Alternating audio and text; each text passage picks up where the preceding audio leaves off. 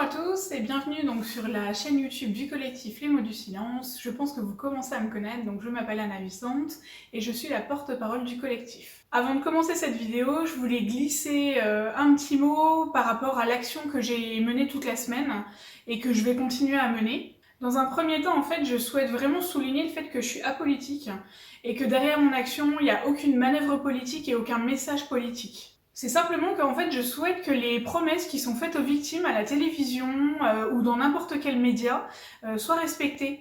Le fait qu'on ne puisse pas s'engager et qu'après on ne puisse pas ne rien faire derrière. En fait, ce que j'aimerais bien, c'est que quelqu'un prenne les rênes et change ou fasse évoluer les lois et respecte sa parole et ce qu'il dit.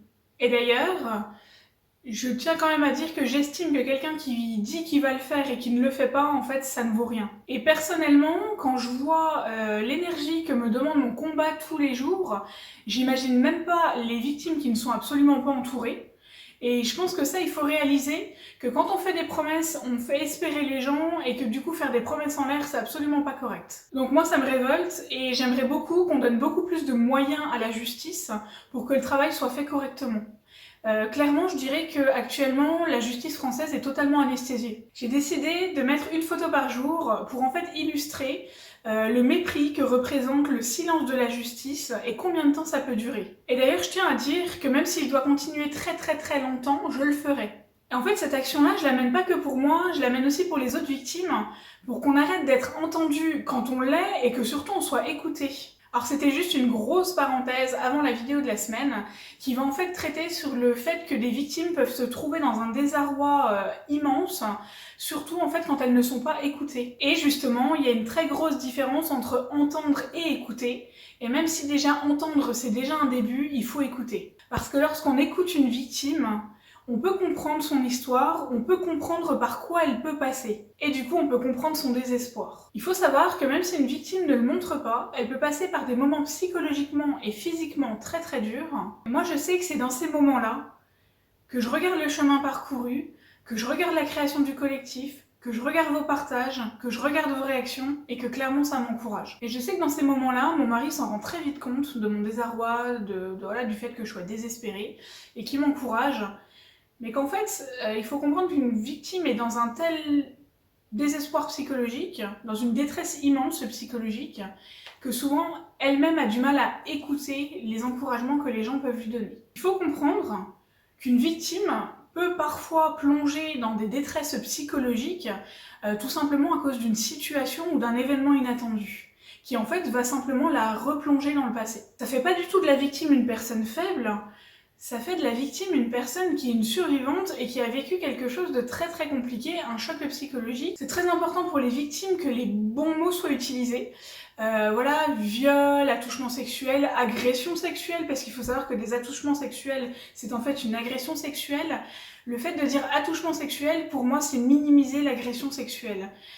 Après, ce n'est que mon avis, mais pareil, parler de pédophile, il vaut mieux parler de pédocriminel. Et en fait, pour une victime de viol, d'agression sexuelle, de pédocriminalité, il faut comprendre que c'est une violence qui est inouïe quand on subit ça, que c'est inhumain et que ça vous met dans un état de stress post-traumatique terrible et qu'en fait vous avez des séquelles mais qui ne se voient pas.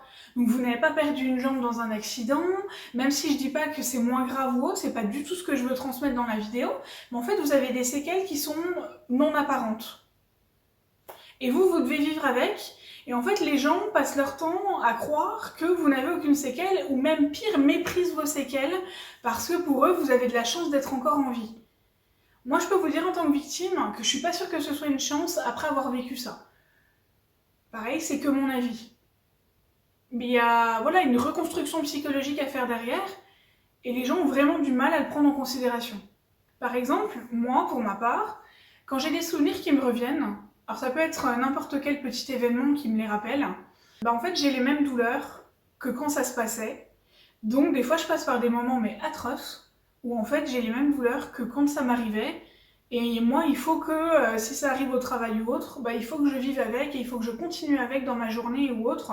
Je peux vous dire que psychologiquement, il faut être plutôt fort pour y arriver, parce que je suis pas sûre que tout le monde y arriverait, et souvent les victimes en fait sont loin d'être des personnes faibles, elles sont même très fortes, parce que souvent elles arrivent à vous cacher leur souffrance. Et je m'attends pas à ce que les gens comprennent, parce que mes blessures ne sont pas apparentes. Par contre, ce que je demande aux gens, c'est d'éviter de me mettre dans une situation qui va créer ce désarroi ou cette détresse psychologique. En gros, je demande aux gens qui me connaissent et qui m'aiment d'éviter de me mettre dans des situations qui vont me mettre mal à l'aise ou qui vont me stresser. Un exemple tout bête, mais avec la crise sanitaire, on ne fait plus la bise. Pour ma part, c'est un code social que je déteste. Mais je le fais parce que c'est correct, c'est poli en France de faire ça. Il faut savoir que moi, avec mes amis ou avec ma meilleure amie, voilà, faire un signe et dire bonjour, c'est amplement suffisant parce qu'ils savent que ça me met mal à l'aise.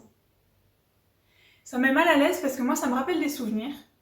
Mon agresseur profitait donc de me faire la bise quand je lui disais bonjour pour me toucher à des endroits interdits ou à me dire des phrases salaces dans mon oreille ou à me dire ce qu'il allait me faire plus tard.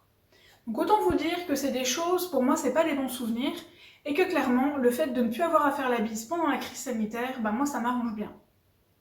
En fait, j'attends simplement des gens qui m'aiment de ne pas m'obliger à faire la bise. Ça me paraît logique, au lieu de me mettre dans une détresse psychologique.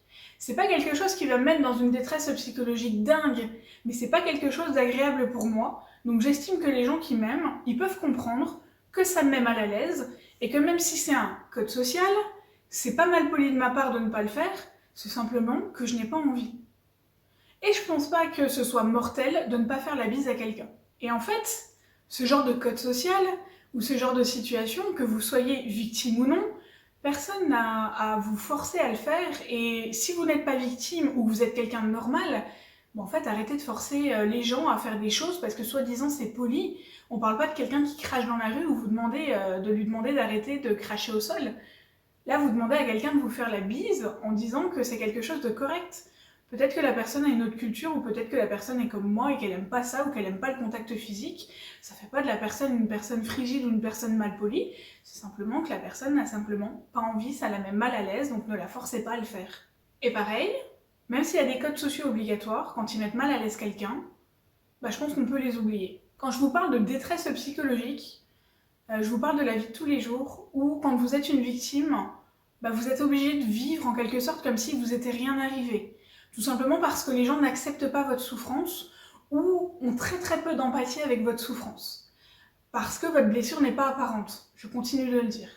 Quand vous forcez une victime à faire quelque chose, vous pouvez comparer ça, et je pense que je vais choquer des gens, à quelqu'un à qui on aurait scié les deux jambes et à qui on demande de courir un marathon sans prothèse et qu'en plus vous lui tapez dessus pendant qu'il est en train de courir le marathon sans ses deux jambes. Une victime, quand elle est dans une détresse psychologique, en fait vous en êtes là.